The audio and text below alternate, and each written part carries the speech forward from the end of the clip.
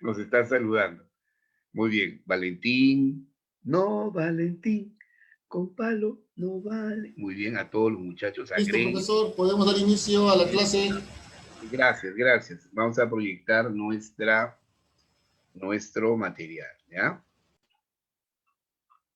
A ver si lo visualizas, indícame. A ver. Aquí estamos entonces, a ver. A ver, si me habilitas la... Ya. A ver, a ver, a ver, a ver, a ver, a ver. No me puedes ver. ¿Se ve el material, chicos? Sí, Cor profesor. correcto, correcto. Excelente. Muy bien, muy bien. A ver, antes, antes, a ver. Muy bien, vamos a empezar entonces, ¿ya? Vamos a ubicarnos en esta mañana muy, muy, muy especial. ¿Y sabes por qué es especial? Porque estamos aquí, porque estás aquí. Estamos acá iniciando una nueva jornada académica. Estamos disfrutando de un don maravilloso que nos ha otorgado la naturaleza, que es la vida. Y la vida es, en sus diferentes manifestaciones, hermosa y digna de ser vivida. Y la mejor forma de vivir es esforzándonos cotidianamente para alcanzar nuestras metas, nuestros objetivos mediatos e inmediatos. Mediatos es a mediano o largo aliento. Inmediatos es a corto plazo. Nuestro objetivo a corto plazo es el aprobar el examen de admisión del 18 de abril. ¿De acuerdo? Ese es un objetivo inmediato. Y allí tenemos que centrarnos. Todo aquello que no guarde una estrecha relación con la concreción de ese objetivo tiene que ser desestimado, dejado de lado. Es tu prioridad, ¿de acuerdo? De tal suerte que el resto de actividades que realizábamos tienen que estar subordinadas a ese objetivo. De tal forma que tus actividades académicas tienen que ser adecuadamente eh, planificadas. Tienes que realizar a estas alturas un proceso de reflexión y de análisis y darte cuenta de manera honesta y objetiva en cuáles son tus lados vulnerables, cuáles son los cursos y los capítulos de los cursos en los cuales tienes todavía cierta falta de dominio o cierta relativa falta de dominio y centrarte en esos aspectos. ¿Estamos de acuerdo? Y trabajar de manera organizada, planificada, seria, responsable y siempre orientado por esa mística molinera, por, ese, por esa fuerza inefable, ¿verdad? De querer convertirnos de molineros virtuales en molineros reales. ¿Estamos? Este es nuestro primer objetivo, ingresar. Los objetivos posteriores, usted los va a trazar de acuerdo a su planificación de vida.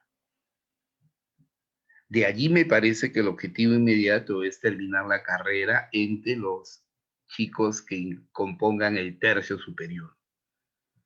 Terminar la carrera o terminar el primer año o ciclo de estudios sin salir desaprobado en ninguna materia. y mantener esa dinámica sostenible en el tiempo. ¿De acuerdo? Ser del tercio superior. Y a mitad de carrera ir ya practicando y hasta trabajando, por más modesto que sea esta actividad, pero en el marco de la carrera que has elegido. ¿De acuerdo? Muy bien. Nosotros queremos desde Rumbo San Juan contribuir, coadyuvar en ese sentido. No tenemos más interés que contribuir de manera modesta con la concreción de tus aspiraciones, de tus sueños, de tus metas. ¿De acuerdo? Es por eso que cada día que trabajamos aquí contigo, lo hacemos con el entusiasmo, con la esperanza, con el optimismo, con los deseos de hacer las cosas correctamente, como corresponde, para que cada uno de ustedes tenga las herramientas y haya desarrollado sus habilidades y potencialidades verbales para que puedan resolver ese examen en sus 15 preguntas y sumar hacia el puntaje necesario que te permita acceder victoriosamente a tu facultad. ¿Ok? Estamos aquí entonces reunidos los verdaderos molineros, aquellos que queremos ingresar y que vamos a dar una dura batalla y que vamos a alcanzar una victoriosa, ¿verdad? Un victorioso resultado el próximo 18 de abril. Para eso estamos preparándonos, para eso estamos trabajando cotidianamente, para eso nos estamos sacrificando. ¿De acuerdo? Eso, muy bien, muy bien. A ver, quisiera recordar si estos materiales hemos trabajado contigo. A ver, explícame, háblame. Yo a veces estoy algo confundido. No, no lo hemos trabajado, ¿verdad? Porque tengo allí el de textos. A ver, creo que no, ¿no? A ver, Fernando. A ver, ¿me escuchas? ¿Me escuchas? ¿Lo hemos trabajado? Por eso estoy... A ver. ¿Seguro? A ver, lee los textos. Lo que hemos trabajado es clases de textos, no clases de preguntas. Claro, pues Filiberto, por eso estoy diciéndote. Esto es clases de preguntas. La clase anterior se llamaba clases de textos. ¿Ya? A ver, lo recordamos. 3 criterios para clasificar los textos. Ubicación de la idea principal, ¿verdad? El segundo criterio, el contenido del texto, la naturaleza de su contenido. Y el tercer criterio, el tipo de discurso que utiliza el autor. Por la ubicación de la idea principal, textos analizante, sintetizante analizante y encuadrado. Analizante, idea principal en la parte inicial. Sintetizante, idea principal ubicado en la parte final del texto a manera de conclusión, precedido de conectores conclusivos como, por lo tanto, en consecuencia, en síntesis, etc.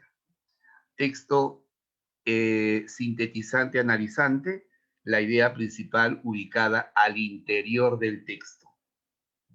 Texto encuadrado, la idea principal en la parte inicial y se reitere en la parte final con las mismas palabras o a través de un parafraseo. ¿De acuerdo? Muy bien. ¿Cuál es el gráfico de un texto sintetizante? Voy a utilizar mi blog. A ver, voy a bajar un ratito para utilizar mi blog. A ver. Ahí está mi blog. A ver, recuerda, a ver, háblame, por favor, Sarita Colonia. No te comportes como un afásico. Un afásico es quien ha perdido la facultad de hablar. Texto, no voy a decir nada. No voy a decir nada. ¿Ya? A ver, acá también tenemos. Ajá, acá está. Sigamos. Anda escribiendo en orden. ¿Qué tipo de texto estoy consignando? ¿Ya? El orden es de izquierda a derecha. Anda escribiendo. Vamos, tilín. ¿De acuerdo? Entonces acá tengo el texto. One, ¿no?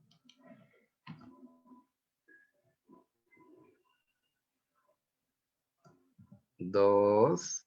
Qué bonita es la tecnología, aunque la mía es algo obsoleta, o no tan obsoleta, pero puede ser mejorada próximamente, ¿ya? Próximamente. Listo, y este es el 4.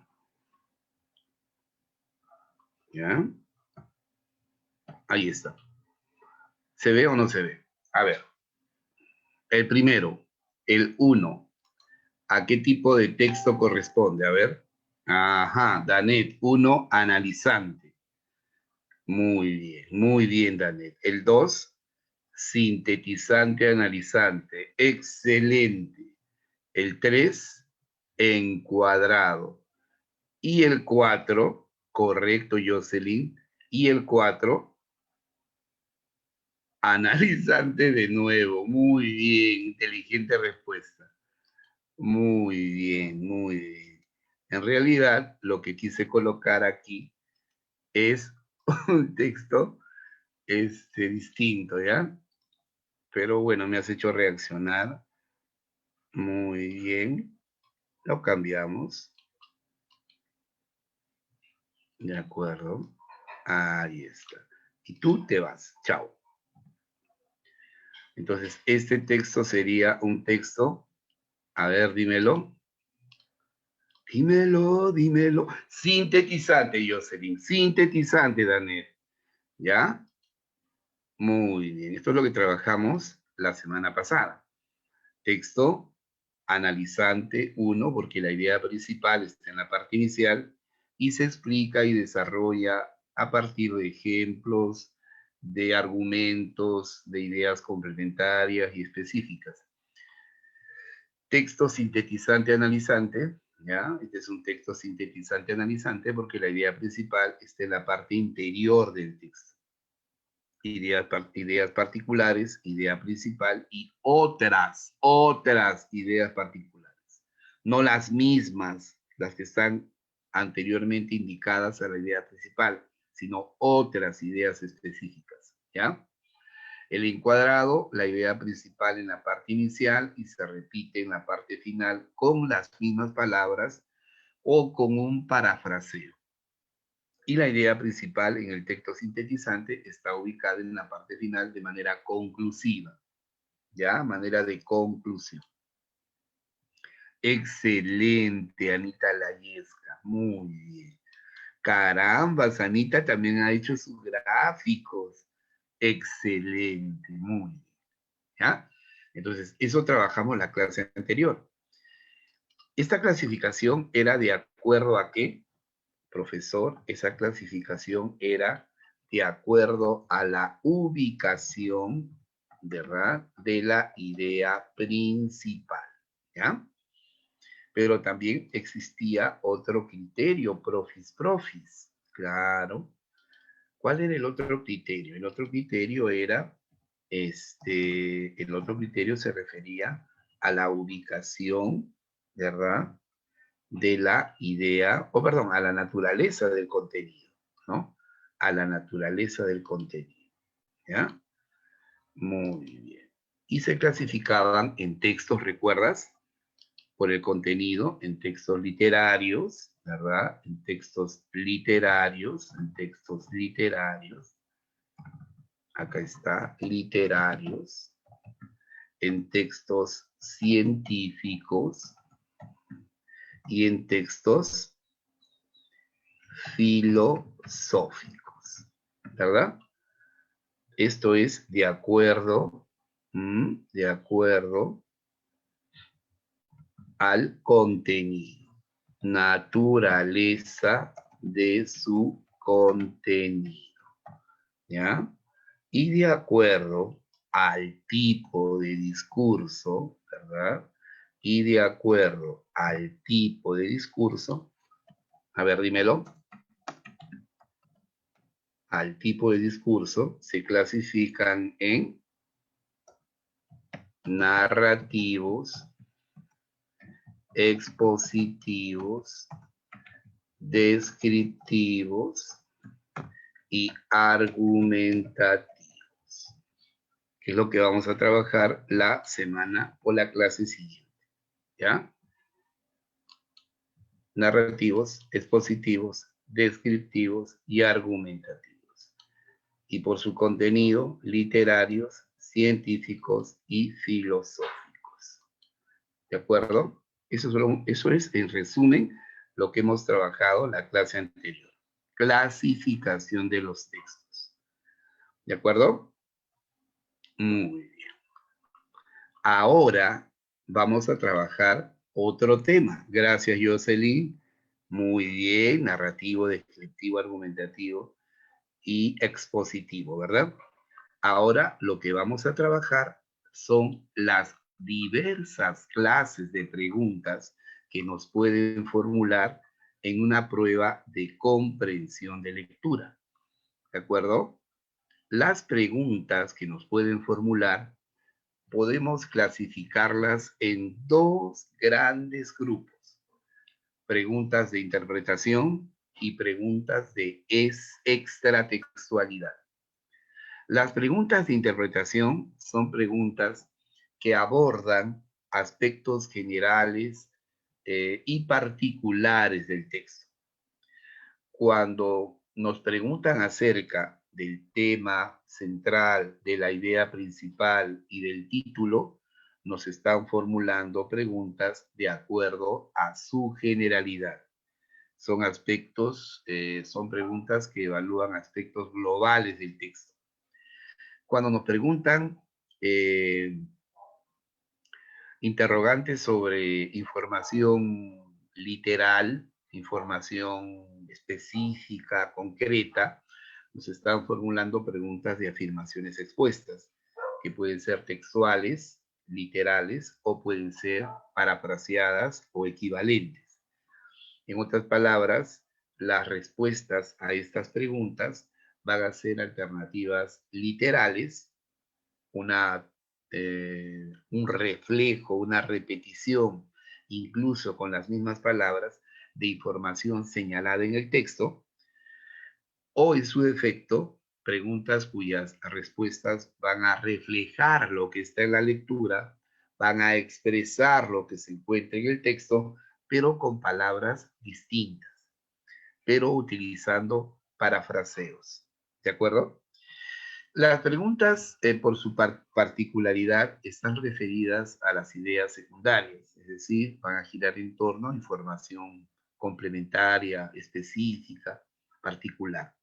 También podemos encontrar las preguntas por sinonimia contextual o preguntas por sentido contextual, preguntas que inquieren sobre el sentido específico de un vocablo, el sentido particular que el autor le asigna a una frase, ¿verdad? O también podemos encontrar alguna variante relativa a una pregunta en la que se inquiere ya no por el sentido contextual, sino por el antónimo contextual, ¿ya? Las preguntas de incompatibilidad también están referidas a las ideas secundarias, a las ideas complementarias y específicas, ¿de acuerdo? Que explican y desarrollan la idea principal. Y se refiere a información, a una alternativa que encierra una información o opuesta, contraria a lo que se señala en el texto o a lo que puede inferirse de este. ¿Ya? ¿De acuerdo? Muy bien.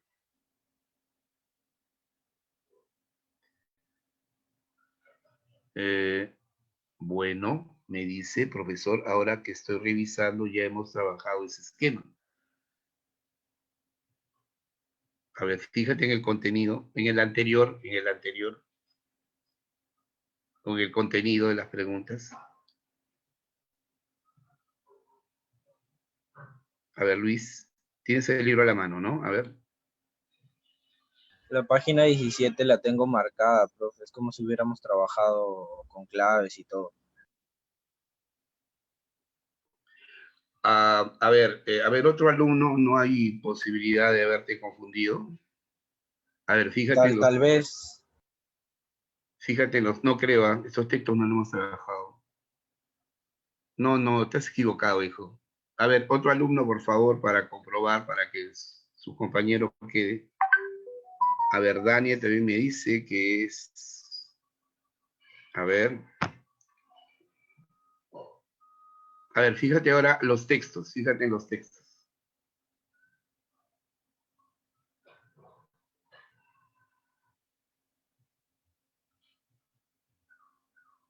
Ya, ¿son diferentes a los que tienes en tu libro o son los mismos?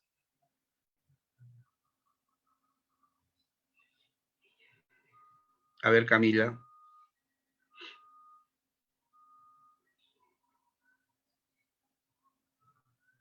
creo que lo diferente es en el texto, profesor. Ya, los textos son diferentes. Sí, creo que sí. Muy bien. Entonces, vamos a trabajar nuestros textos, pues.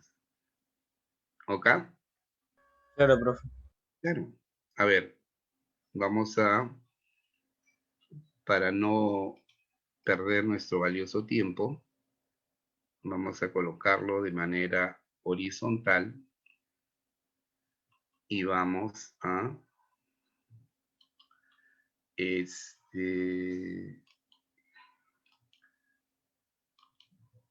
ahora sí, ¿ya? Vamos a revisarlos.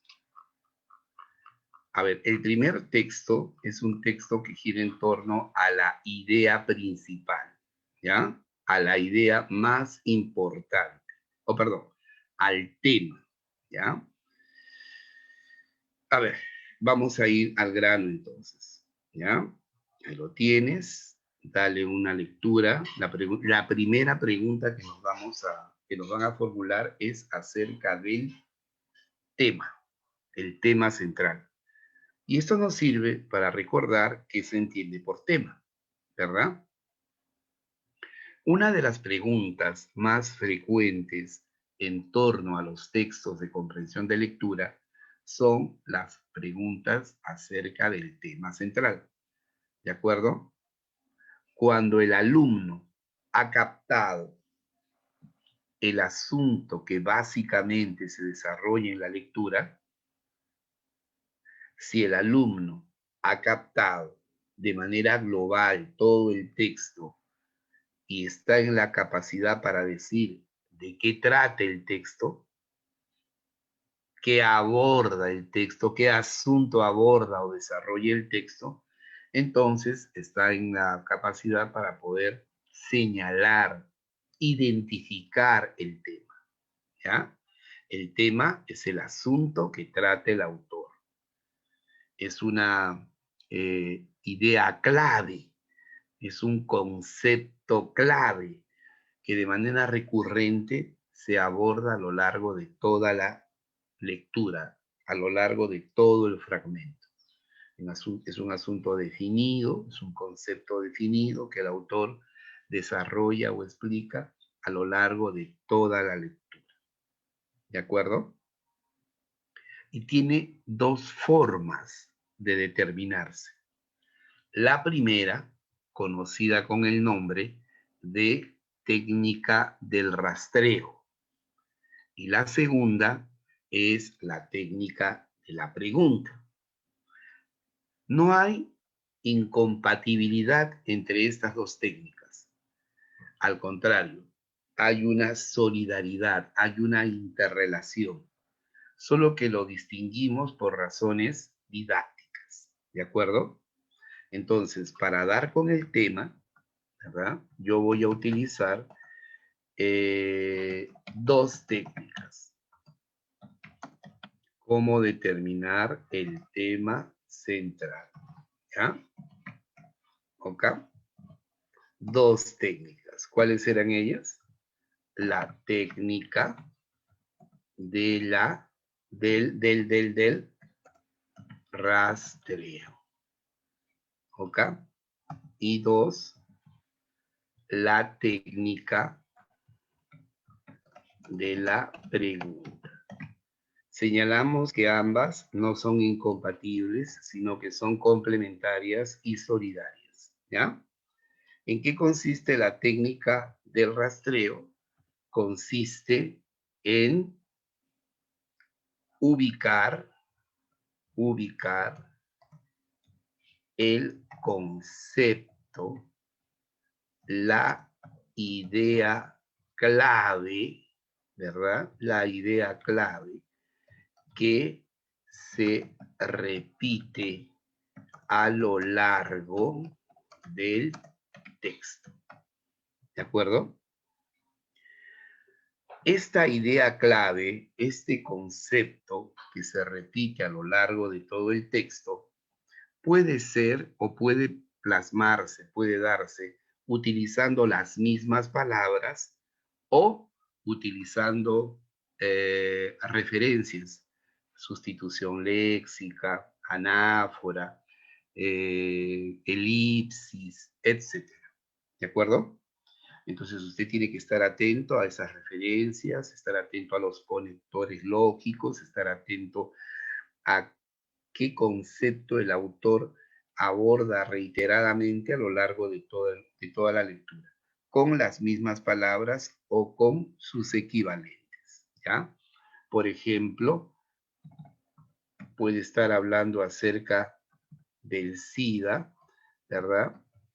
Y puede utilizar varios equivalentes, ¿ya?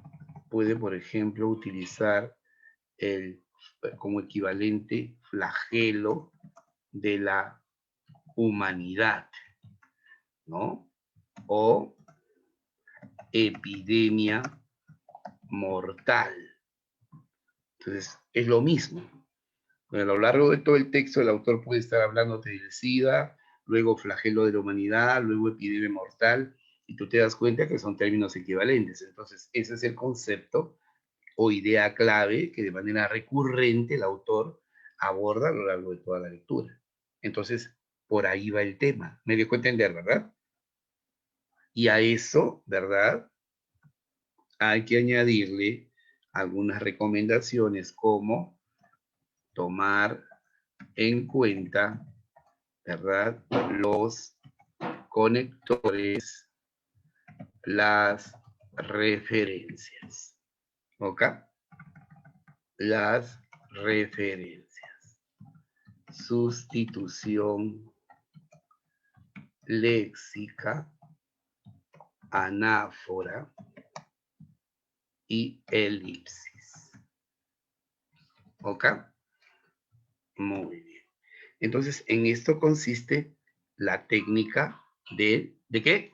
Del rastreo. Sé que eso no te lo han enseñado, ni yo tampoco, o creo que sí, pero ahora lo hacemos, ¿ya? Porque cada clase tiene algo nuevo, ¿ya?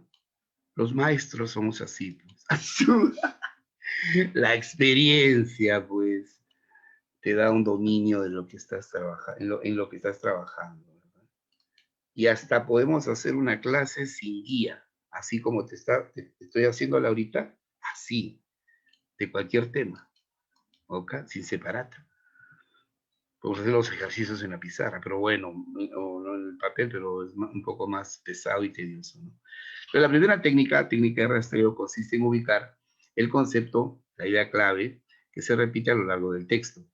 Por ejemplo, el SIDA, flagelo de la humanidad, epidemia mortal, ¿no? Puede tomar diferentes denominaciones, pero se está hablando de lo mismo, ¿no? En esta técnica hay que tomar en cuenta los conectores, las referencias, como la sustitución léxica, la anáfora, la elipsis, etc.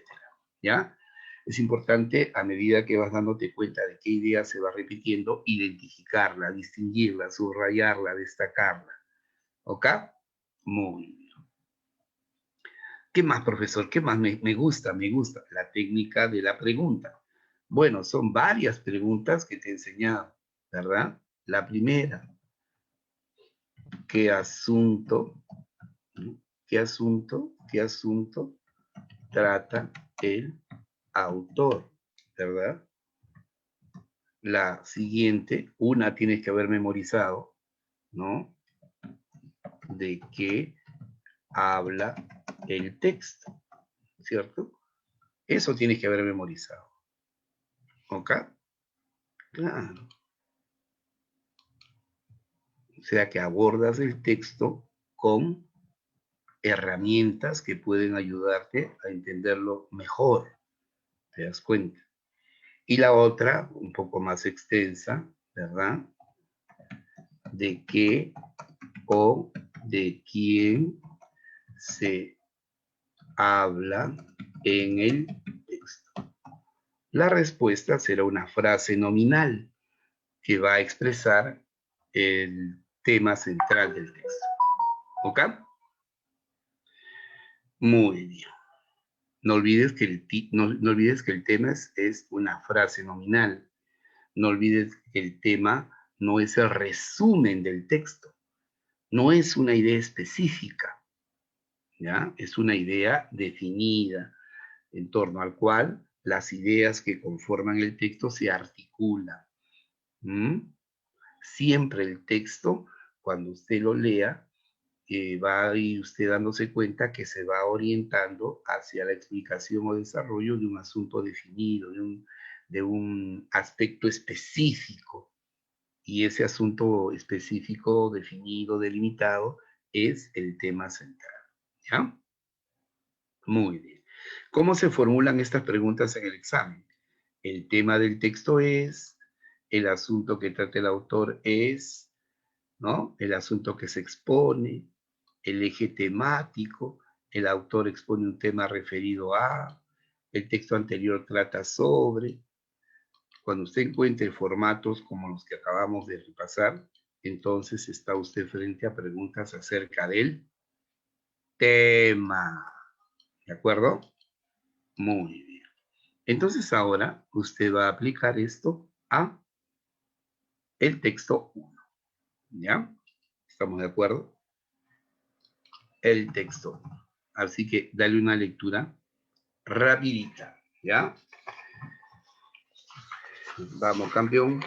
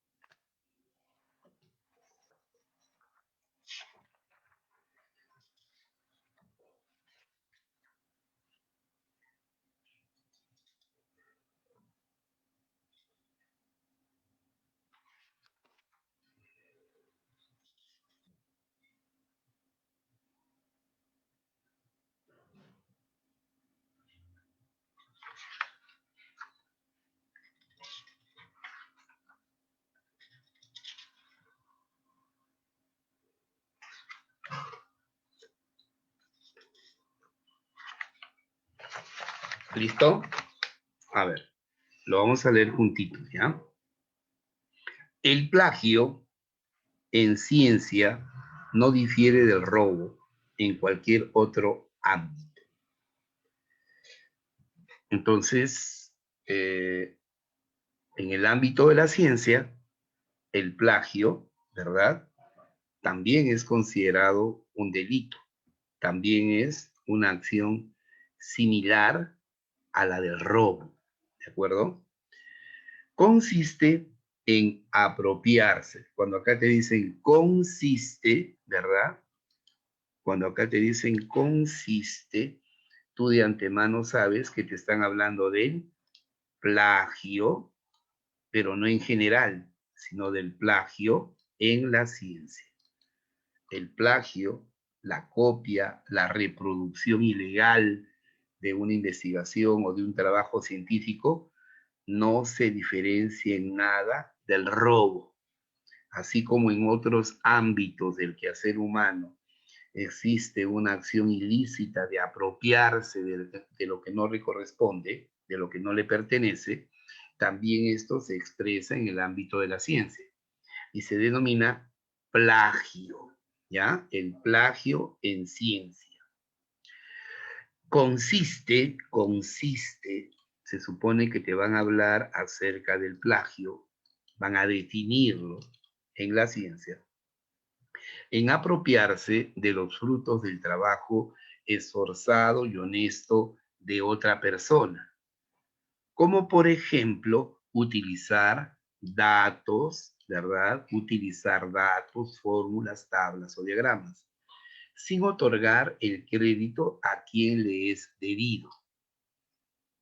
Entonces, si usted va a citar en un trabajo de investigación, en una tesis, datos, fórmulas, tablas, diagramas, o va a tomar una parte de una obra intelectual de otro autor, tiene que colocar los créditos, tiene que colocar la referencia bibliográfica de dónde lo ha extraído, porque si no, estaría incurriendo en un plagio, ¿de acuerdo? En la actualidad hay programas que detectan cuando un trabajo de investigación, una monografía o una tesis de graduación no es más que una burda copia, ¿de acuerdo? Para esto el programa tiene pues un conjunto de materiales intelectuales, de trabajos vinculados con la carrera y con los temas específicos para poder identificar si es que esa tesis es una creación, es una síntesis, es una investigación seria o si simplemente es un burdo plagio, ¿ya? Este tipo de, mira. Este tipo de deshonestidad, ¿a quién quieres que se refiere? ¿A quién? Al plagio, pues. Es un acto deshonesto, solo que ya no lo llama plagio en ciencia, sino lo llama este tipo de deshonestidad. Es bastante inocua, es decir, inofensiva, y puede descubrirse de manera relativamente fácil. Más aún, si el original es una buena pieza de investigación al contribuir a difundirla. El mezquino crimen del plagiario, el mezquino crimen, ¿verdad? ¿A quién cree que se refiere del plagiario? Puede producir un beneficio social. Su principal efecto negativo es que mina la confianza necesaria para compartir el conocimiento hasta el punto de alentar el secreto. Entonces, ¿cuál sería el tema?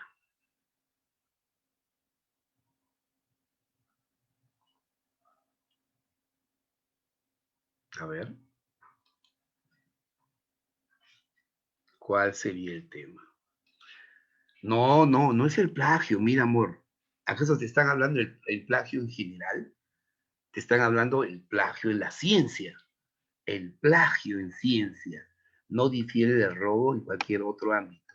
Ahora, ¿qué van a definirte cuando te dicen consiste en? ¿Qué van a definir? ¿El plagio en general? No, el plagio en el ámbito científico. ¿En qué consiste? En apropiarse de los frutos del trabajo esforzado y honesto de otra persona. Como por ejemplo, te van a dar ejemplos de qué, del plagio en general o del plagio en la ciencia, del plagio en la ciencia, ¿no? Se suele utilizar datos, fórmulas, tablas o diagramas sin otorgar el crédito a quien le es debido. Cuando tú hagas una tesis, reitero, y no cites la fuente bibliográfica, no coloques el nombre del autor, el nombre de la obra, ¿no? De aquel libro, de aquel trabajo de investigación que has tomado como referencia, estarías incurriendo en un plagio en la ciencia. Este tipo de deshonestidad, este tipo de delito de plagio en la ciencia, es bastante inocua y puede descubrirse de manera relativamente fácil. Más aún, si el original es una buena pieza de investigación al contribuir a difundirla. El mezquino crimen del plagiario,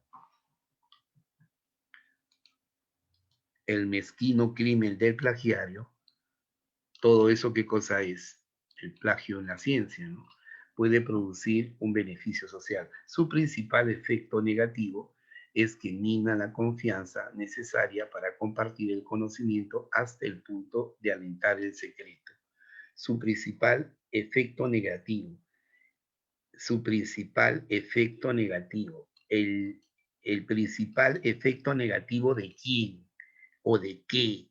Cuando dice el principal efecto negativo, ¿a qué se está refiriendo? El principal efecto negativo del plagio en la ciencia. Entonces, fíjate que a lo largo de todo el texto, el plagio en ciencia consiste este tipo de deshonestidad, el mezquino crimen del plagiario, su principal efecto negativo, el principal efecto negativo ¿de quién? Del plagio de la ciencia. Entonces, si empiezan a copiar trabajos científicos, ¿cuál es el principal efecto negativo? Que los investigadores, ¿verdad? Por la desconfianza que se genera, van a incurrir en alentar el secreto. Se van a convertir en personas que van a mantener en la clandestinidad sus trabajos de investigación. No lo van a divulgar, no lo van a poner al servicio del público interesado por el temor de que lo plagien, por el temor de que lo copien, ¿no? Estamos muy bien. Entonces, ¿cuál marcas? El plagio en la ciencia. El plagio en la ciencia. Ese es el tema central. ¿Ok?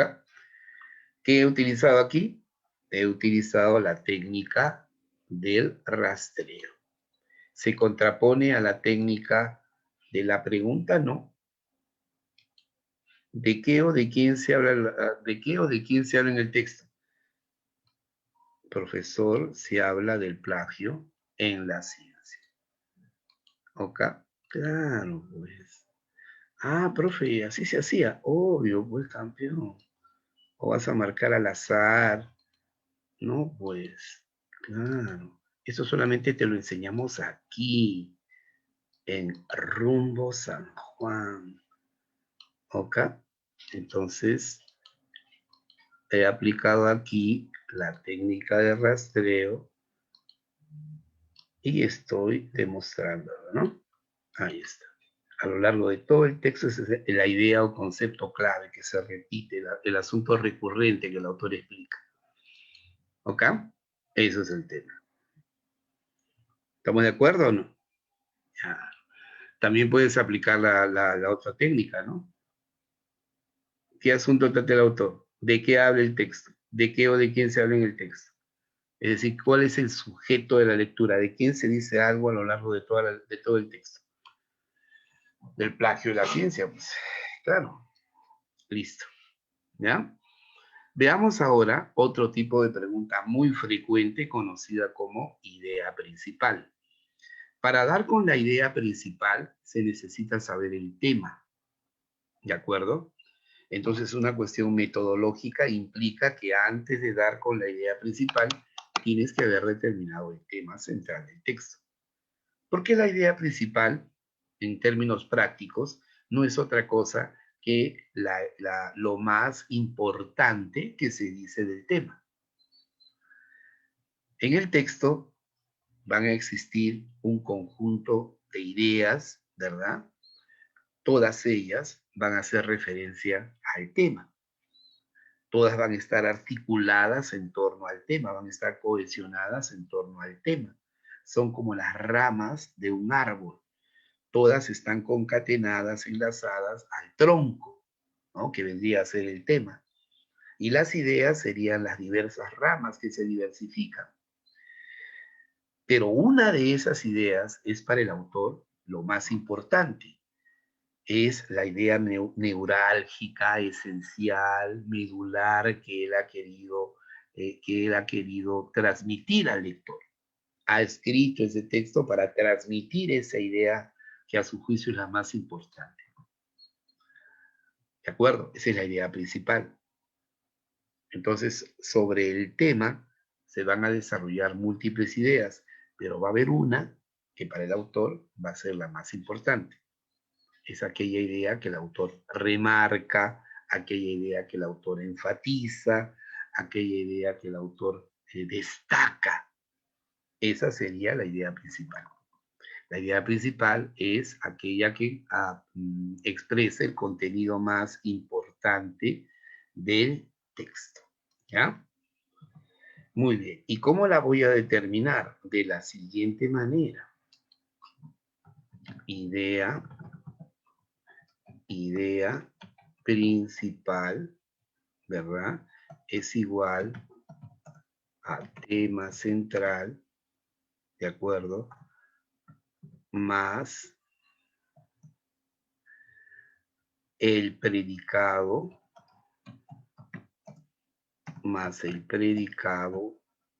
P. Usted sabe que predicado es lo que se dice del tema, lo que se dice del sujeto, ¿no? Siendo P,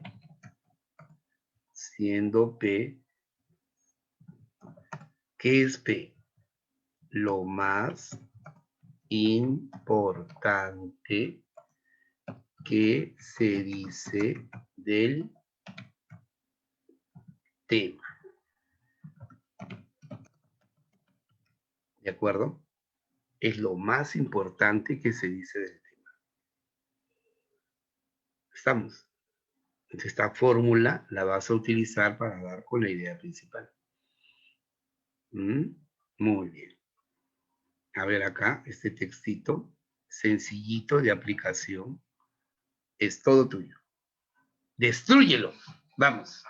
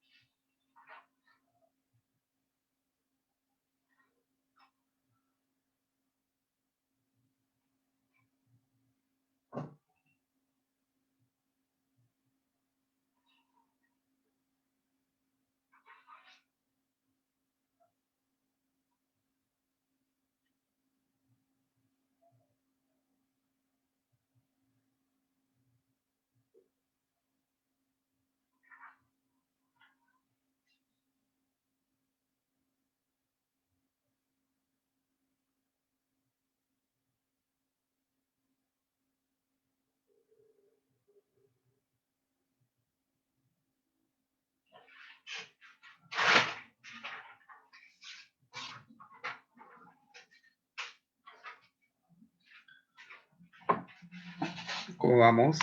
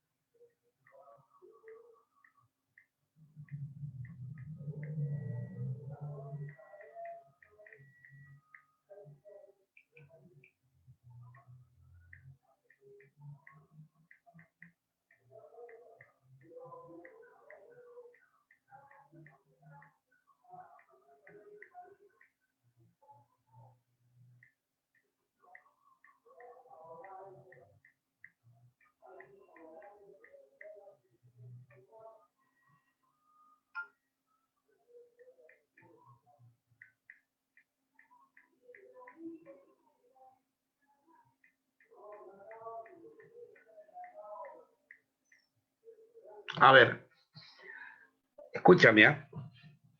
La Sumeria es considerada la primera escritura, la primera literatura escrita.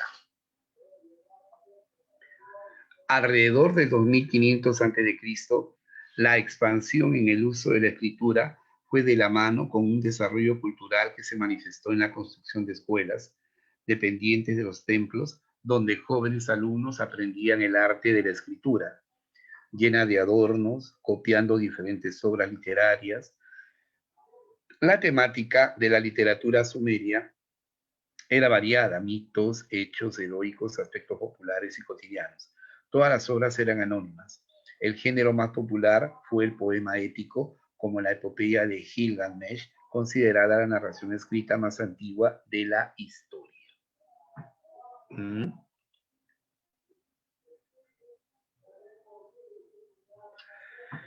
A ver, primero, a ver, vamos a...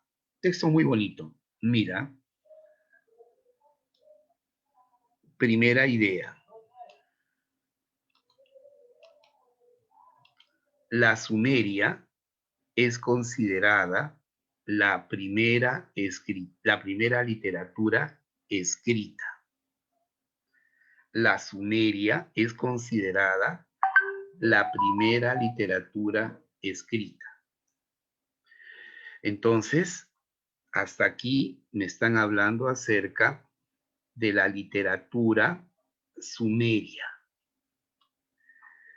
Alrededor del año 2500 a.C., la expansión en el uso de la escritura fue de la mano con el desarrollo cultural que se manifestó en la escuela, que se manifestó en la construcción de escuelas dependientes de los templos, donde jóvenes alumnos aprendían el arte de la escritura, lleno de adornos, copiando diferentes obras literarias.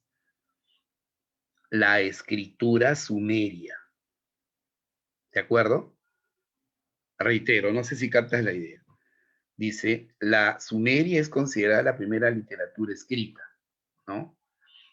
Y luego te dicen, alrededor del año 2500 a.C., la expansión en el uso de la escritura fue de la mano con un desarrollo cultural que se manifestó en la construcción de escuelas dependientes de los templos, donde jóvenes alumnos aprendían el arte de la escritura.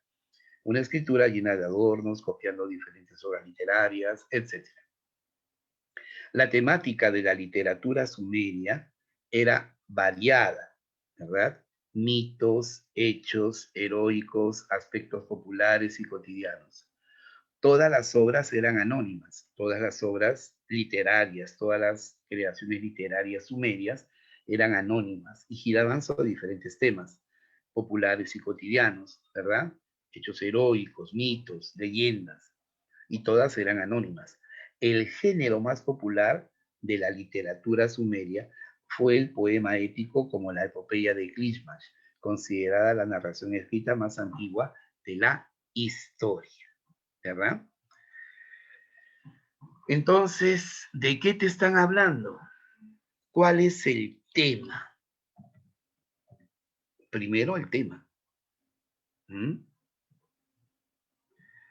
Me parece que el tema es la literatura ¿verdad?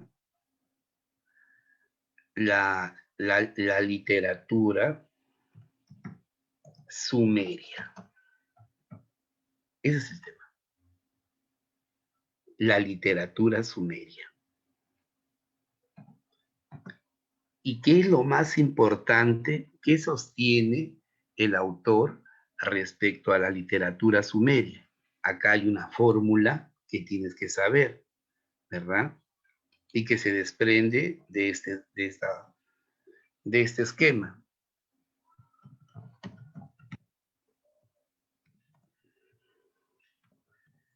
Que sostiene principalmente el autor sobre el tema. Todo esto te hemos enseñado por si acaso en la primera clase, ¿ya? Esto no es nada nuevo, eso lo tienes que saber, porque tú repasas, porque tú estudias la teoría, ¿verdad? Como si fuese biología, física o química.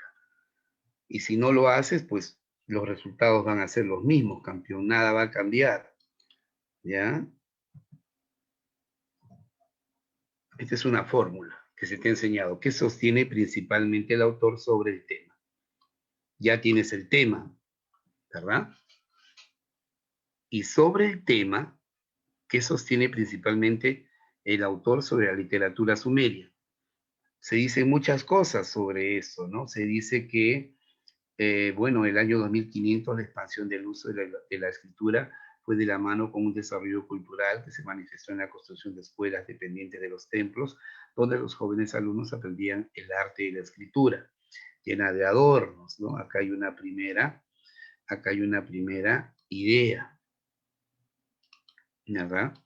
Luego te dicen la temática de la literatura sumeria era variada, mitos, hechos heroicos, aspectos cotidianos, etcétera. Acá tienes otra idea, ¿verdad? Y acá tenías otra idea. Y yo no sé por qué se borró.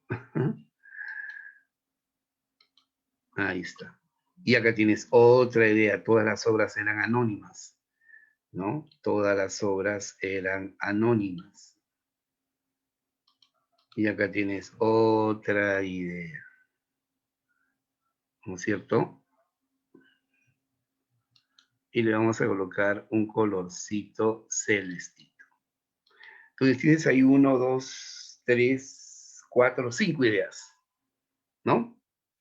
Y si el tema es la literatura sumeria, yo te pregunto, ¿qué es lo más importante que el autor sostiene sobre la literatura sumeria? ¿Qué sostiene principalmente el autor, verdad, sobre la literatura sumeria? Me doy cuenta que abajito, celeste, rojito, amarillito, verde y moradito, son ideas que están explicando, son ideas que están desarrollando, son ideas que se desprenden de la primera idea que está en negrita, en rojo, resaltada. Entonces la idea principal es esa, que sostiene principalmente el autor sobre la literatura sumeria, pues sostiene que fue la primera literatura escrita, la primera literatura escrita, eso es lo más importante que el autor sostiene. No que eran obras anónimas, no que la obra más importante era la epopeya Gilgamesh, no la construcción de escuelas en las que los alumnos aprendían a escribir, no la temática de la literatura sumeria, que eran mitos, hechos heroicos, no. Para el autor, la idea más relevante, más importante, es que la literatura sumeria es la primera literatura escrita del planeta. ¿Ok? Entonces, voy a las claves y la clave sería enano. La Sumeria es considerada la primera literatura de la historia. ¿Ok? ¿La viste o no? A ver. 2E. Claro, Camilita. ¿Te das cuenta? Primero el tema y luego la idea principal. Porque la idea principal, como hemos señalado acá, mejor lo coloco acá, ¿ya? Borramos, cortamos y pegamos aquí. Para que se entienda. Ahí está. Primero el tema, porque la idea principal, que es la pregunta, es el tema central más el predicado P, siendo el predicado P lo más importante que es el tema central. Esto lo podemos resumir en una fórmula que sostiene principalmente el autor sobre el tema central y eso me da la idea principal. ¿Ya? Y usted sabe una serie de características que tiene que reunir la idea principal, pues, ¿no? ¿No? Se redacta en forma de oración, ¿verdad? ¿Qué más? ¿Qué más? ¿Mm? Es una idea general, completa, ¿verdad? ¿Qué más? Es un resumen del resto de ideas.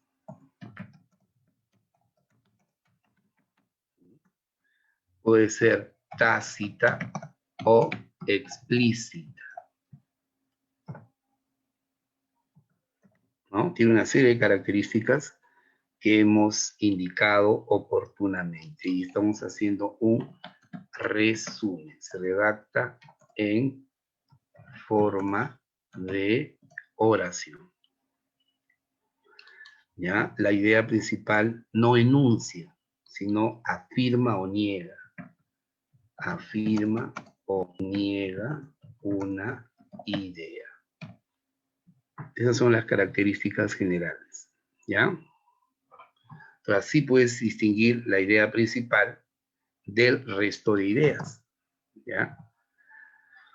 Y no olvide usted, coloco aquí, repaso, ¿ya? Nosotros hacemos nuestro repaso, ¿verdad? En un ciclo 2021, ¿ya?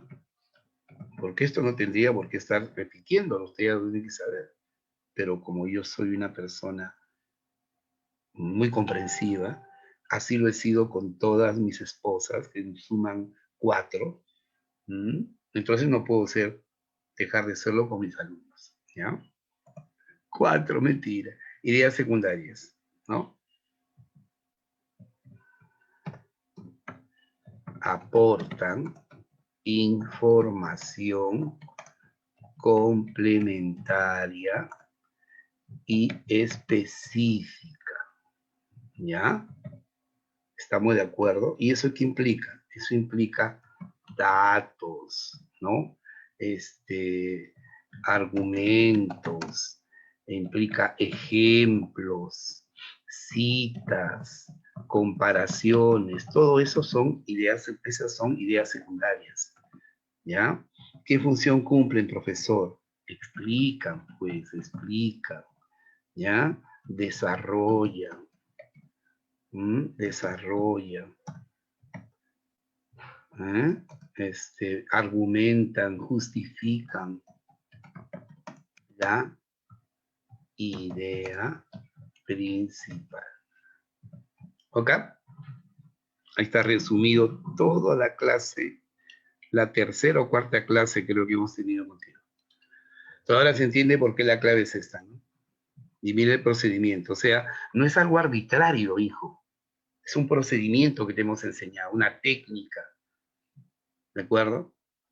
No como en otros lugares, lee ya mi par de chistes, ¿no? Y la clave es la E. ¿Por qué no es la A? ¿Por qué no es la C? Y te quedas con esa duda. Y estoy seguro que así te han enseñado verbal, por eso tienes una reticencia. Tú que no eres de acá, de rumbo San Juan, que te has incorporado, pues acá enseñamos de manera diferente. Aquí estamos los verdaderos especialistas en agrario, ¿de acuerdo? No necesitamos jactarnos de ser originales. La originalidad es una preocupación literaria y anarquista. ¿De acuerdo? Claro que sí. Esas palabras son de Mariátegui. La originalidad a ultranza es una preocupación anárquica y literaria, decía él, ¿no? Los anarquistas tratan de diferenciarse, de ser los únicos. No, no hay nada nuevo bajo el sol. Lo que hay que hacer sí es diferenciarnos, pero de manera concreta, pues con el trabajo, ¿no? ¿Ya? Muy bien. ¿Se entendió? Ya. Ahora el título, ¿ya? Sobre el título, vamos a colocar acá el título. ¿Ya? El título. ¿Qué chu es el título, profe? ¿Ya? El título es una frase resumen. ¿Ya? Es una síntesis adecuada del texto. ¿Ya? Es un resumen, entonces. Mira, toma foto. Ya. ¿Qué más puedo decir, profesor, del título? Bueno, el título, su propio nombre lo indica, es una frase nominal. Resumen porque es una síntesis adecuada del contenido del texto. ¿Ya? Con la sola lectura del título, que contiene la idea principal y el tema, debo de formarme una idea cabal del contenido textual. ¿Ya? Saber de lo que va a desarrollar, saber acerca de qué va a tratar, qué aspecto central va a proponer, a desarrollar. ¿Ok? Muy bien. Hay algunos que dicen lo siguiente, y no dejan de tener razón. Título es igual a idea principal menos el verbo. ¿Ya? Entonces tú puedes convertir la idea principal en título, simplemente extrayéndole el verbo y dándole forma de frase nominal, ¿no? De título. Eso es un buen dato. ¿Y por qué, profesora? Porque el título es un resumen y la idea principal también es un resumen. Entonces, ¿de qué se diferencian? En que uno, el título, frase nominal, y el otro, idea principal, oración. Pero yo puedo convertir la idea principal en forma de oración a frase nominal y tengo un título. Y eso se puede porque ambos son resúmenes. ¿Me dejo entender? Claro. Ahora resuelva usted este texto que es muy bonito. ¿Ya? Vamos. Te doy 2 minutitos. Trabaja. ¿Todo bien? ¿Seguro? Oye, caramba, aquí no.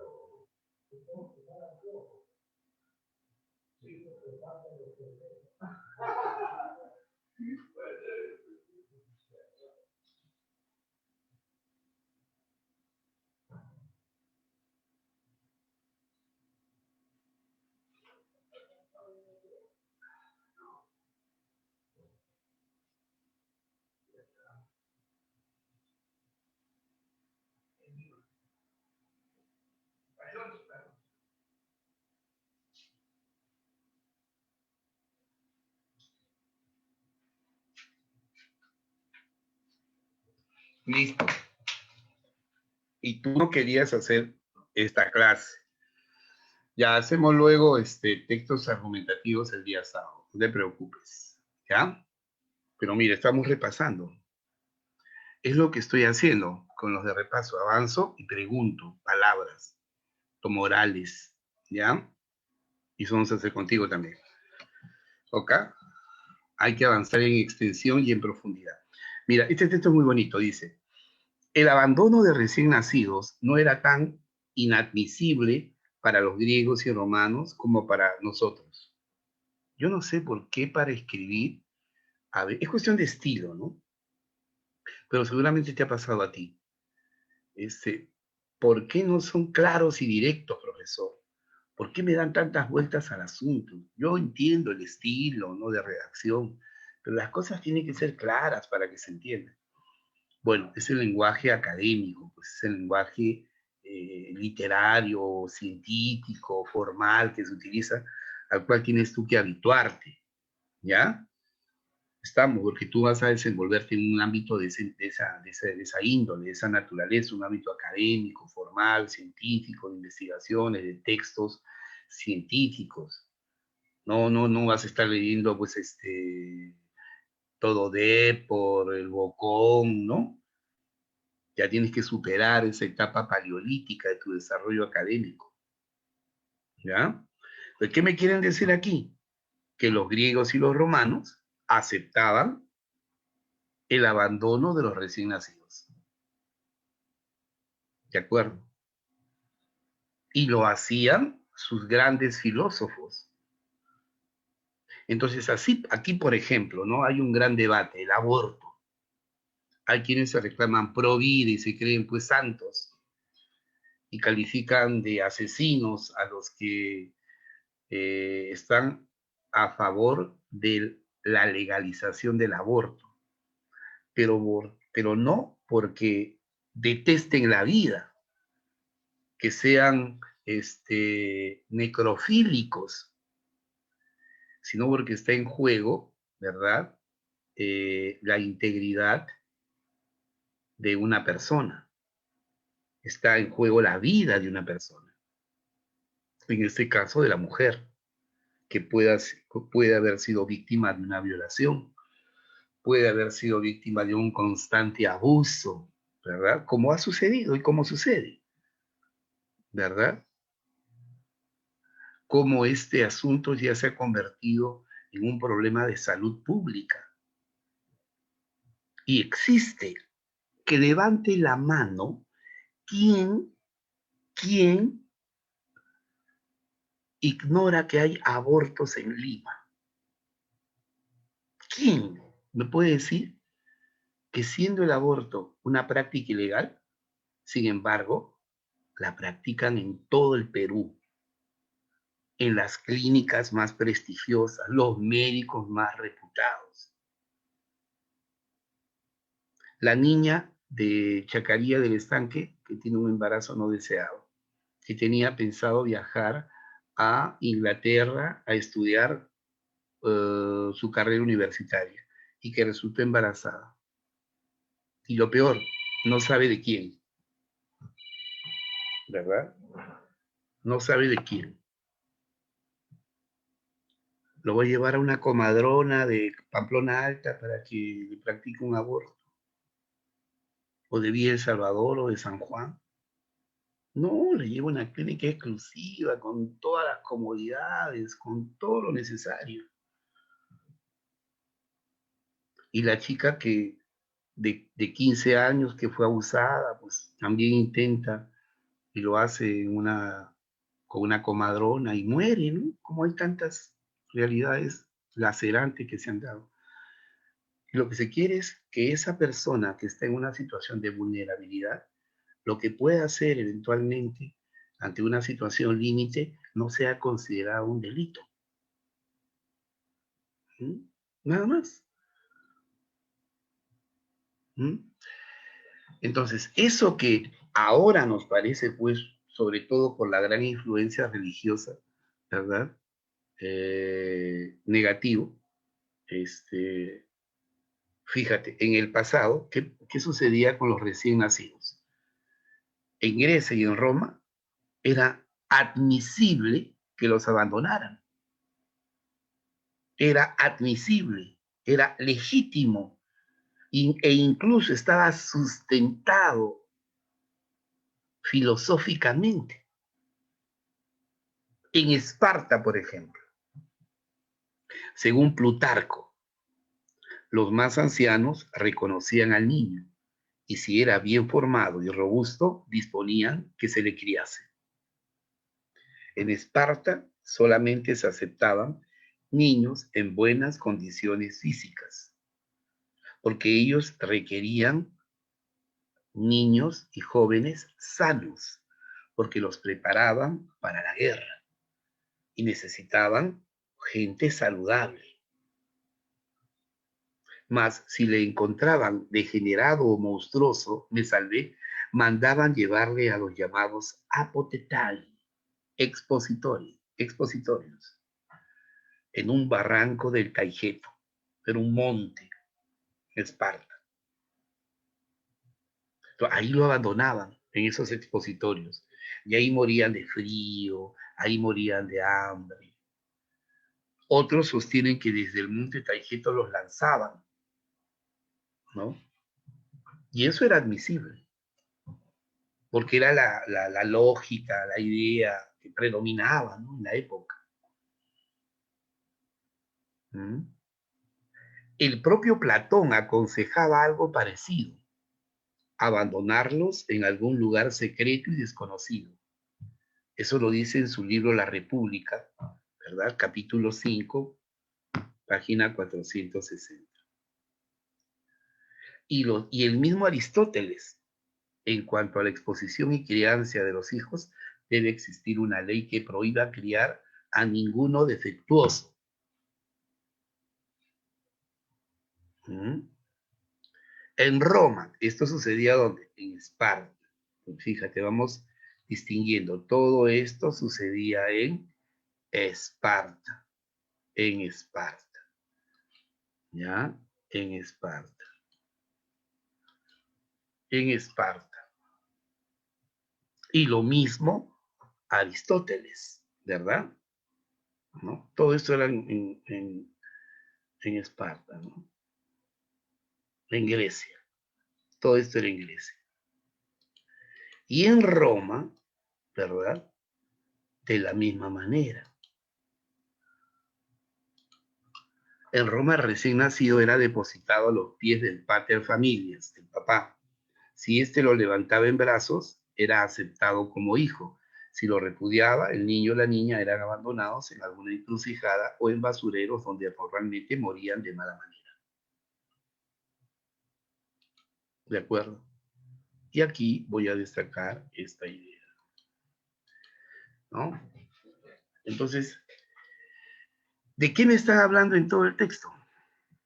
Están hablando del abandono de los recién nacidos. ¿De acuerdo? Ese es el tema. El abandono de los recién nacidos.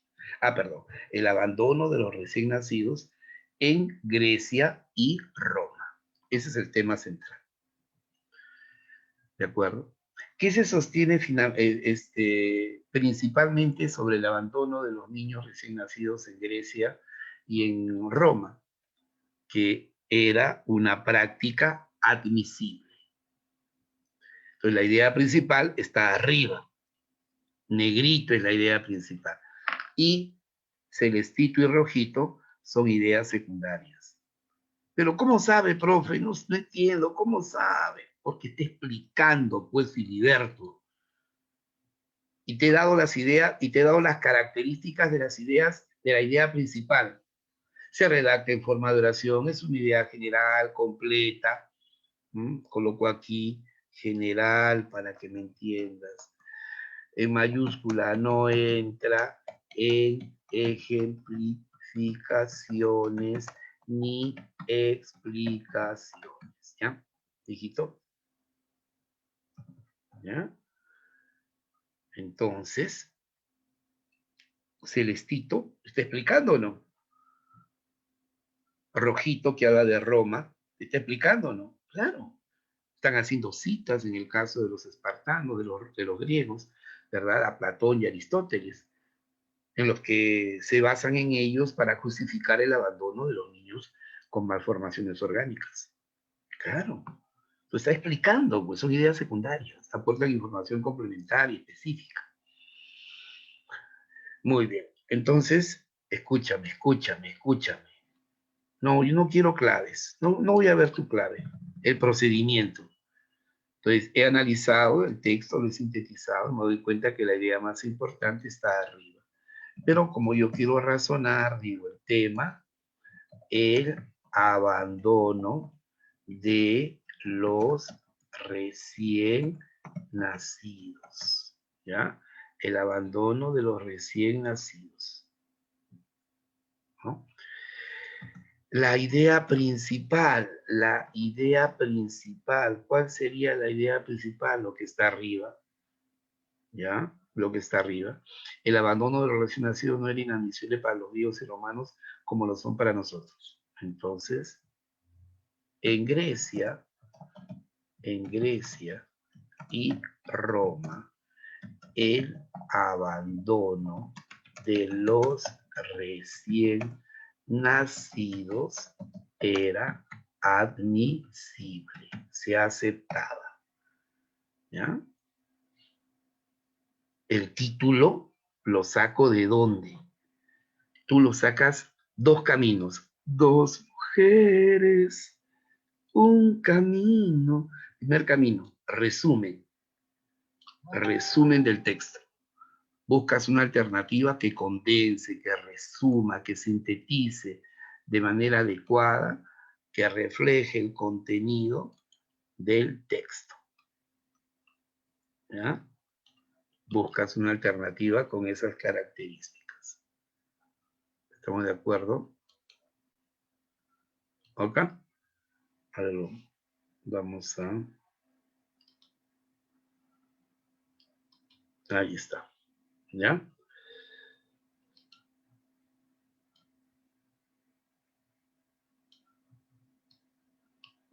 Primer camino, un resumen. Segundo camino, me baso en la idea principal y la transformo a frase nominal. Y ya tengo un título. Dos caminos para dar por el título. Clave. La aceptación de los niños en Grecia y Roma. De los niños. No es de los niños, es de los recién nacidos. Los expositorios en Roma, idea específica, no resume el texto. Los recién nacidos en Grecia y Roma. Es parcial, parcialmente correcta. ¿Ya? Solamente se dice recién nacidos, no se habla del abandono de estos. El abandono de los neonatos en Grecia y Roma.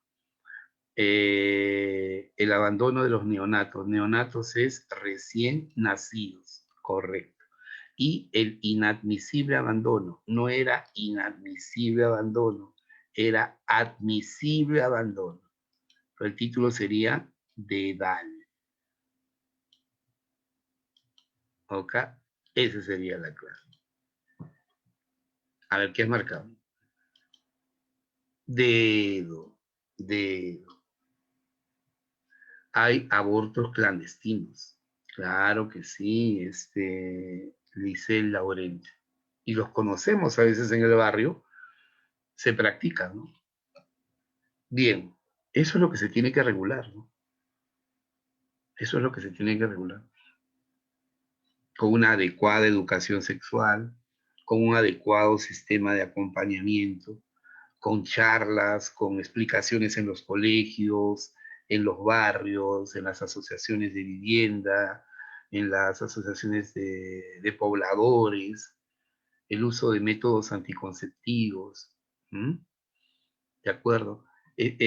Yo recuerdo que Gianmarco, el cantante, el famoso cantante peruano, eh, se practicó la vasectomía, que es una forma de evitar tener hijos, ¿no? O sea, él decía, ¿por qué las mujeres solamente se les va a aplicar a ellas métodos anticonceptivos? Los varones también podemos hacerlo. Y es una forma de mostrar respeto y cariño por nuestras parejas, ¿no? Entonces ya la píldora del día siguiente, la píldora, la té de cobre, las inyecciones que utilizan las esposas, las parejas cada mes y tanta cosa, lo dejan de lado, ¿no? ¿No? Dependiendo del tipo de relación que se tenga también con tu pareja, ¿no? Pero nadie va a pretender tener un hijo pues a los 15 años, ¿no? A los 18 años, cuando todavía estás bajo la égida de tus padres o cuando estás iniciando tu carrera profesional, ¿no? Y por tener relaciones sexuales no vas a ir al infierno, pues, ¿no? No eres una pecadora, ¿no? O de repente eres considerada pecadora, pero ya tú vas ahí cuestionando el rol de la religión, ¿no? Cuán positivo, eh, cuál es el rol positivo o negativo que pueda cumplir la religión, ¿no? Si te enteras de padres pedófilos, de padres pederastas, ¿no? En fin, de fundamentalistas, de fanáticos de la iglesia que dicen que la mujer tiene que dedicarse a ser madre y a las tareas propias del hogar, o decir que a una mujer le pegan, la golpean, hasta le quitan la vida, no por la culpa del agresor, sino por la culpa de ella, porque ha despertado en él, ¿no? Reacciones iracundas que no se hubiesen dado si es que la mujer no se hubiera comportado de manera sumisa, sometida. Son ideas realmente absurdas, ¿no?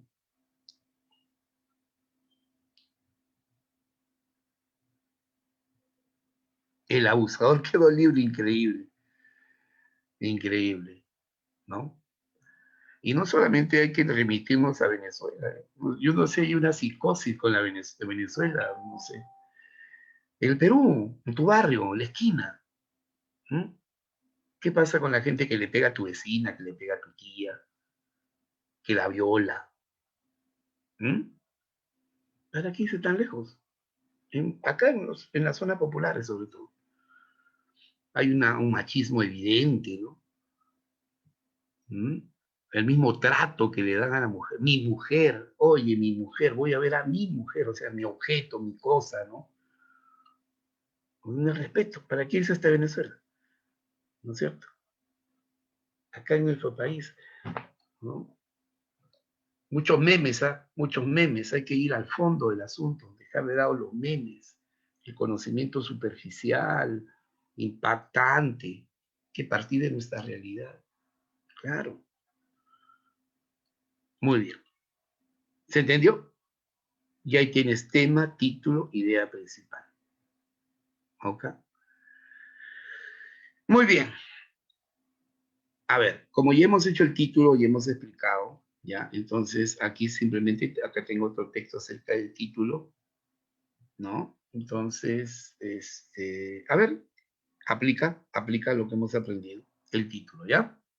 Vamos, rapidito, rapidito.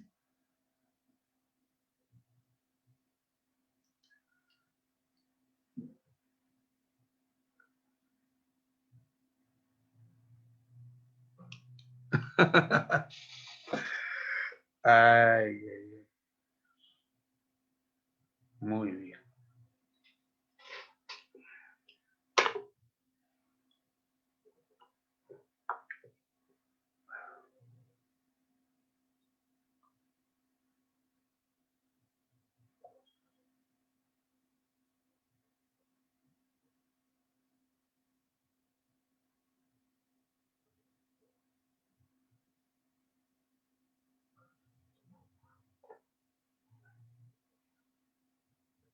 ¿Me dices?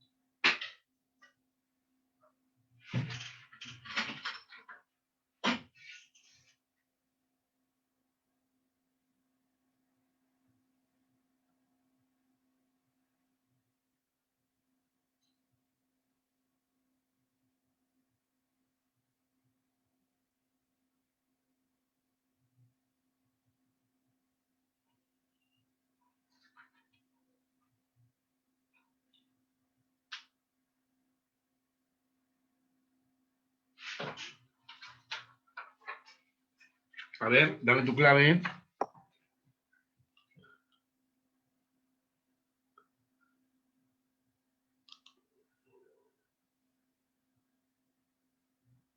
La tumba del famoso rey Herodes.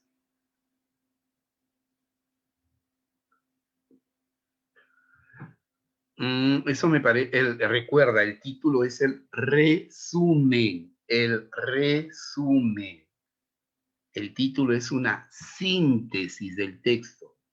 El título es el reflejo del contenido global del texto, o por lo menos de sus aspectos más relevantes, más importantes.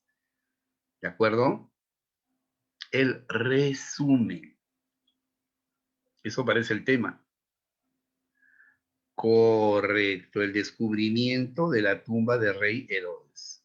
Ese es el tema, el título, ¿ya? Muy bien.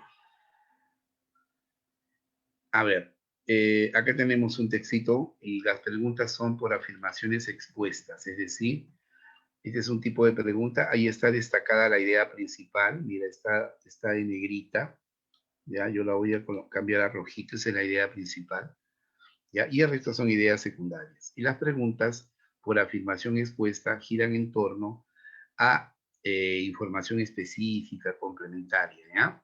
Se llama pregunta por afirmación expuesta en su forma textual cuando la respuesta es literal, está en el texto, ¿ya?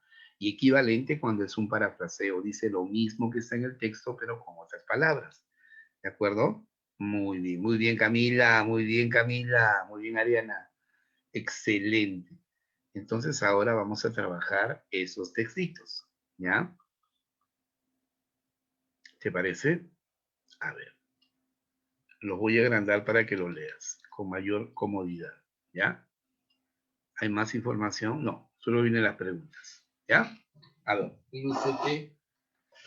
Aquí estoy, no me voy a ir, yo a tomar agüita, agüita de coco.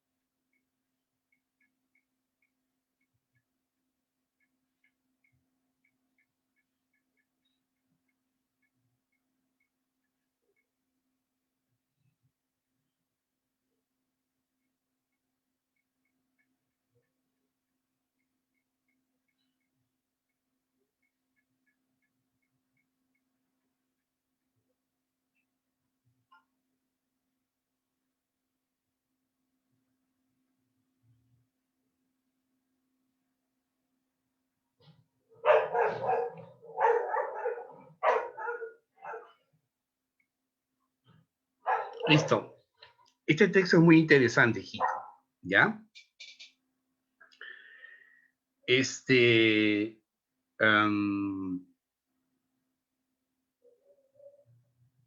he escuchado el predicamento de varios pastores evangélicos en los que señala que en el hogar la última palabra la tiene el varón, que cuando el varón dice algo es lo que se tiene que obedecer porque a través del varón se expresa Cristo, se expresa Dios, y que la mujer solamente tiene que adoptar un rol sumiso y de sometimiento, y que cuando el esposo habla ella se calla. ¿Estás de acuerdo con eso? Entonces se dicen muchas cosas, ¿no? Pero hay que partir de la realidad, pues de nuestra realidad, ¿no? Y entender si eso es correcto o no. Si eso es correcto, entonces no existirán tantas chicas postulando a San Marcos, a la agraria, a la uni, no existirán tantas profesionales como la presidencia de la Corte Superior, la presidencia del Congreso de Ministros, la presidencia del Gabinete Ministerial, la presidenta del Tribunal Constitucional, la señora Ledesma, hija de Genaro Ledesma Izquieta, un parlamentario y constituyente del 79. Las mujeres ocupan roles importantes. Si solamente se dedicaran a ser madres, ¿verdad? Y a lavar platos, como dice una candidata a una vicepresidencia, entonces, mira, no estaríamos acá pues con tantas chicas. Yo he tenido aulas de chicas en Rumbo San Juan integradas por puras chicas. Habían dos muchachos que ya estaban poniendo en duda su identidad. Era uno de los salones pequeñitos que tenía Rumbo San Juan, ¿no? Me parece que era el de abajo, la mayoría eran mujeres. Parecía una academia femenina. ¿Mm? ¿Sí? Entonces, si esto no fuese así, si daríamos crédito a lo que dicen, entonces no habría pues, tanta presencia femenina deseosa sin descuidar determinadas labores, pues no dejen de tener, luchar por sus anhelos profesionales. ¿Mm? Muy bien. Leamos. A medida que las observaciones astronómicas progresan, es de suponer que se descubrirán más galaxias. ¿Cómo se llama nuestra galaxia? Vía Láctea, ¿verdad? ¿Sabe por qué se llama Vía Láctea? ¿Sabe de dónde viene el lácteo? Productos lácteos, ¿no? De leche, ¿no? De la leche. Galactófago, que se alimenta de leche. Se llama Vía Láctea porque se asemeja a como si hubiese derramado un vaso o una taza de leche, pero en el espacio. Por eso se llama Vía Láctea. Y así como, mira, la Vía Láctea, para que te des una idea, ¿no? Es un puntito, una cosita en el universo, la Vía Láctea. Y dentro de la Vía Láctea, ¿no? Hay varios soles, hay una gran cantidad de soles. Y uno de esos es al cual pertenecemos, el sistema solar. Y un planeta de ese sistema solar es la Tierra, donde hay vida. Ahora imagínate la proporción de nuestro planeta respecto a la Vía Láctea, que en el universo es un puntito, es una minucia en el universo, la Vía Láctea. Pero dentro de esa minucia, ¿verdad? Hay otra cosita más pequeñita que la Tierra, donde hay vida, donde hay vida. Entonces, a medida que se incrementen las observaciones astronómicas, las investigaciones astronómicas, es de suponer que se van a descubrir más galaxias. ¿De acuerdo? Esto reforzaría la posibilidad de que exista vida en otros lugares del universo, lo que ya tiene sustento en una base estadística. Es lógico, ¿no? Si en nuestra galaxia hay vida, ¿verdad? En la Tierra, y no sabemos que pueda haber expresiones de vida en otros sistemas, ¿verdad? Que forman parte de la Vía Láctea. Ahora, imagínate cuántas vías lácteas hay en el universo, cuántos cuerpos celestes hay en el universo, que es infinito, que es inconmensurable. ¿Por qué no puede haber vida inteligente en esos lugares? ¿Mm? Y yo me pregunto, ¿también las habrá creado Dios? Ahí también habrá llegado Cristo, porque Él es omnipresente, ha debido estar de manera simultánea en todos los lugares. ¿Habrá otras tierras? ¿Habrán tenido el mismo desarrollo histórico? ¿Serán países, planetas o seres más avanzados? Porque creo que ya es una idea generalizada de que hay otras formas de vida, ¿no? De que no somos los únicos en el planeta, en el universo, ¿no? A mayor cantidad de galaxias, mayores posibilidades estadísticas de que exista vida en otras partes del universo. Solo en nuestra galaxia, observa, solo en nuestra galaxia, en la Vía Láctea, existen 100.000 millones de estrellas. Solo en nuestra galaxia, 100.000 millones de estrellas. Si únicamente el 1% de ellas, tuviera planetas, tendríamos 1.000 millones de sistemas solares. 1.000 millones de sistemas solares en nuestra galaxia. Solo en nuestra galaxia. Aún si ninguno de estos tuviera planetas, a la distancia adecuada y con los elementos químicos necesarios para sostener la vida, existen millones de galaxias. No solamente existe la Vía Láctea, existen millones de galaxias, por lo que las probabilidades favorecen abrumadoramente de la existencia de alguna forma de vida en más de un sitio del universo. ¿También las creó Dios? Si bien esas posibilidades son abrumadoras, las distancias están en contra de llegar a conocer esas formas de vida. Puede ser que haya vida en otras partes de nuestra Vía Láctea, de nuestra constelación, en nuestra galaxia, perdón. Pero existen además millones de galaxias, aparte de la nuestra. Entonces también puede ser que haya vida ahí. Pero aún existiendo vida en esas galaxias tan lejanas, hay leyes en la física, como las conocemos hoy, que imponen un límite a la velocidad de las comunicaciones. Y las distancias del universo lo convierten en un límite infranqueable, al menos en términos de la vida humana. Un mensaje enviado a la galaxia más cercana demoraría en llegar más tiempo del que tiene el hombre en la Tierra.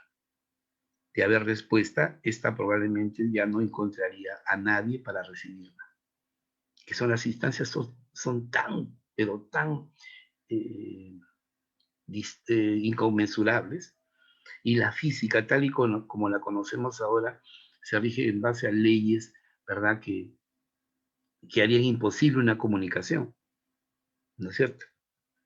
Entonces, difícil que no lleguemos a comunicar, salvo que en esos planetas exista pues una ciencia avanzada, sea una inteligencia superior, una tecnología avanzada que pueda, pues, no sé, superar el tiempo, la velocidad de la luz, qué sé yo, ¿no? Naves sofisticadas, no sé, que puedan comunicarse y que están por acá dando vueltas. ¿Te das cuenta? Bueno, algo así pensaba Giordano Bruno en el año 1600 y fue perseguido por la Santa Inquisición y quemado vivo, porque la Iglesia Católica no aceptaba ese tipo de especulaciones porque la consideraban ideas heterodoxas, herejías, y fue quemado vivo. El año 2000, Giordano Bruno, que era un sacerdote y un científico, fue reivindicado. La Iglesia Católica oficialmente aceptó que había cometido un error. Solo que pasó algo de tiempo, ¿no? 4 siglos, 400 años, poquito atrasado, ¿no? Entonces, reflexiona al respecto. ¿Qué es la vida humana? ¿Qué es la vida humana? Es esto, dura esto. ¿De acuerdo? Es de una existencia fugaz, efímera. El promedio de vida en el Perú, no sé, pues es 80 años. Ya no se habla de la tercera edad, sino de la cuarta edad. Entonces, ¿por qué no cuidamos nuestro planeta? ¿Por qué no tratamos de vivir en paz? ¿Por qué pensamos en acumular riquezas, en explotar, en robar? Si el mundo, si en este pequeño planeta, compáralo con las miles de millones de galaxias que hay, ¿verdad? Tenemos el privilegio de tener este don de la naturaleza que es la vida. ¿Y por qué no coexistir preservando nuestro planeta? Con bienestar para todos, con salud, con educación, con tecnología, con ciencia, que todos los avances de la ciencia estén al servicio de toda la humanidad. ¿Por qué todavía hay hambre en África? ¿Por qué la gente muere de inanición? Los niños mueren de inanición en África. ¿Por qué se bombardea Siria? ¿Mm? ¿Por qué se contamina el ambiente? ¿Por qué no se firma acuerdos? ¿Por qué las grandes potencias abandonan las reuniones de acuerdos para preservar el medio ambiente solo para que sus industrias y sus grandes empresas sigan contaminando? ¿Mm? Sin embargo, estamos pensando en Venezuela, que Cuba, que Venezuela, que Bolsonaro, que tanta cosa, ¿no? Que el comunismo y tanta cosa. Que me van a comer, me van a quitar, que va a haber una crisis. Si realmente somos seres humanos, procuraríamos vivir mejor y que la ciencia, la tecnología esté al servicio de toda la humanidad, y no de países reducidos, ¿no? Que solamente definen sus intereses y que invaden países y que se apropian de sus riquezas, ¿no? Mira lo que somos. No somos nada en el universo. Y todavía y el ser humano tiene una gran capacidad de autodestrucción. Y pese a eso, estamos matándonos. 2 guerras mundiales, ¿no? Carreras armamentistas, en lugar de buscar el bienestar de todos, independientemente de su religión, su raza, su procedencia. Somos una sola raza, somos la raza humana. ¿Mm?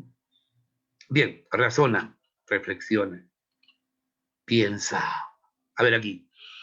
El descubrimiento de un número mayor de galaxias en el universo tiene sustento en una extensa base estadística, dependerá del progreso de las observaciones astronómicas, permitirá comprobar la existencia de vida en otros planetas. Comprobar, dice, ¿eh? A ver, sigo leyendo. Hace más difícil la comunicación con seres de otros planetas, impone un límite a la velocidad de las comunicaciones, etcétera, etcétera, etcétera. A ver, leo la pregunta. El descubrimiento de un mayor número de galaxias en el universo. A medida que las observaciones astronómicas... No, ¿dónde está? A ver, voy a leer. A medida que las observaciones astronómicas progresan, es de suponer que se descubrirán más galaxias. O sea, a mayores observaciones astronómicas, a mayores investigaciones astronómicas, más galaxias. Y la pregunta es, el descubrimiento de un mayor número de galaxias en el universo. Entonces esto está por acá. Aún si ninguno de estos tuviera, ¿dónde está? ¿Dónde está? Acá está. Solo en nuestra galaxia existen 100.000 millones de estrellas. Si únicamente el 1% de estas tuviera planetas, tendríamos 1.000 millones de sistemas solares. Aún si ninguno de estos tuviera planetas, la distancia adecuada y con elementos químicos necesarios para sostener la vida, existen millones de galaxias, por lo que las probabilidades favorecen abrumadoramente la existencia de alguna forma de vida en más de un sitio del universo. Pregunta: ¿el descubrimiento de un número mayor de galaxias en el universo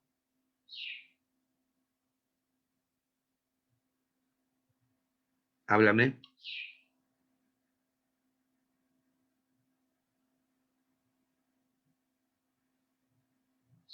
A ver.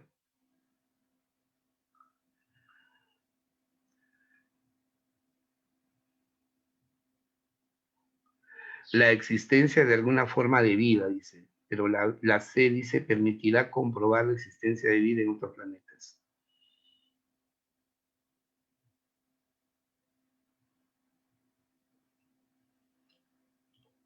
A ver. Danet nos dice la B, dependerá del progreso de las observaciones astronómicas. Primera línea, ¿no? El descubrimiento de un mayor número de galaxias en el universo. A ver. Besito. Es literal. 6. Las posibilidades de que exista vida en más de un sitio del universo son abrumadoras. ¿Por qué?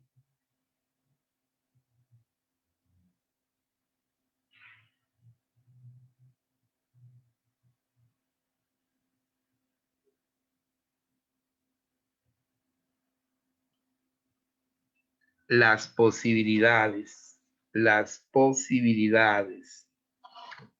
de que exista vida en más de un sitio del universo son abrumadoras porque el progreso de la observación astronómica, el progreso de la observación astronómica es abrumador. En nuestra galaxia hay 1.000 millones de sistemas solares.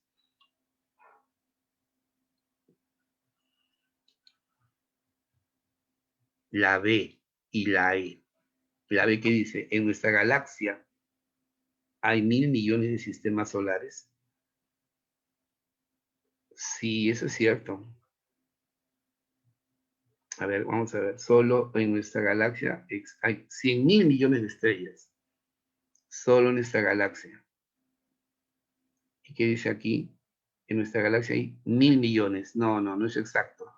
Entonces es la alternativa E. ¿Ya?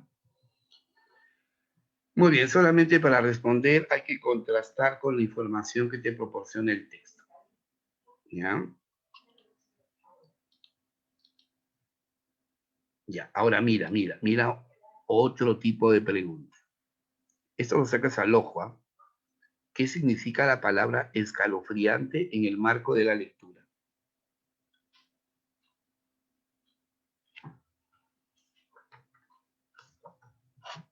A ver.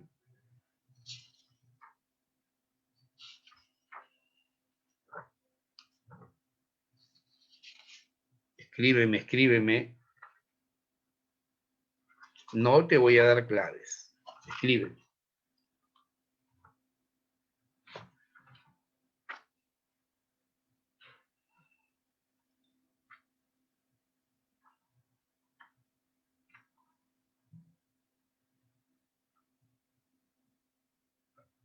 A ver. Correcto. Aterradores. Claro que sí. Pavorosos. Espantosos. Muy bien. Ahora aquí.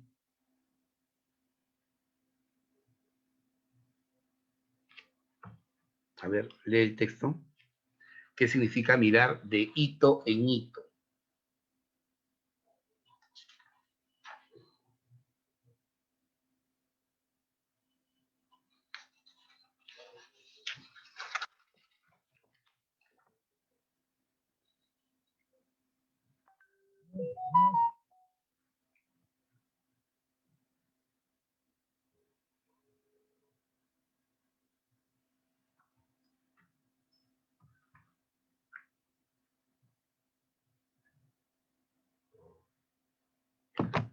Veo.